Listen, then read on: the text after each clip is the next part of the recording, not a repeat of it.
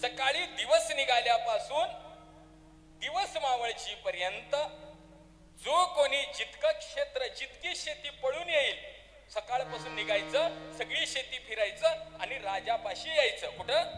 राजापाशी.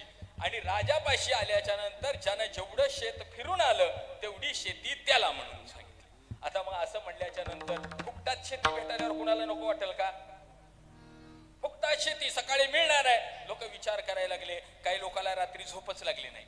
आपणाला सकाळी की नाही सकाळी शेत भेटणार आहे, मग कुणकुण पडायचं, इकडून गंगेच्या कडकून पळायचं की रोडच्या कडकून पळायचं, हे रात्री विचार करायला लागले. काही लोक म्हणाले आपण जर झोपलो तर सकाळी आपण सूर्यवंशी आहोत, सकाळी 9 वाजता जाग येते आणि सगळे लोक पळतील, मग कसं करावं?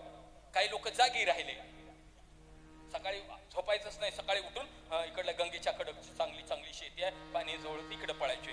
काही लोक हुशार होते, रोडच्या कडेची पळायची म्हणजे प्लॉटिंग होती पुन्हा.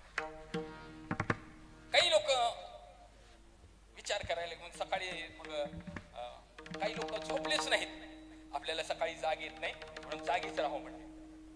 आणि नेमकं कसं होतंय बघा, पुन्हा विचार करायला आता 12 वाजले, 1 वाजले, जांभळ्या यायला लागल्या. पुन्हा विचार करायला सकाळी दिवस निघाल्यावर पळायचं, आणखी 4-5 तास आहे, 1-2 तास झोपावं आणि लवकर उठून पळावं म्हणजे.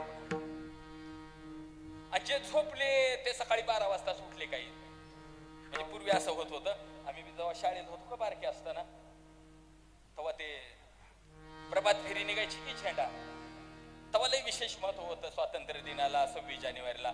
आता काय आला केवढ्या जागी गेला केवढ्या जागी, आहे की नाही? पूर्वी होतं का नाही, विशेष महत्व होतं.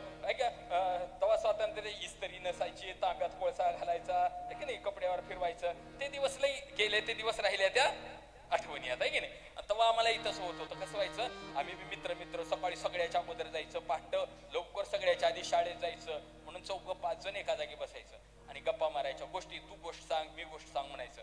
आणि आपण सकाळी झोपायचंच नाही, सकाळी लवकर उठून जायचं म्हणायचं. आणि गप्पा मारीत गोष्टी सांगत कधी झोप लागायची कळायचंच नाही. आणि सकाळी ती प्रभात फेरी दरवाजा समोर आली, भारत माता की जय म्हणलं की आम्हाला जाग यायची.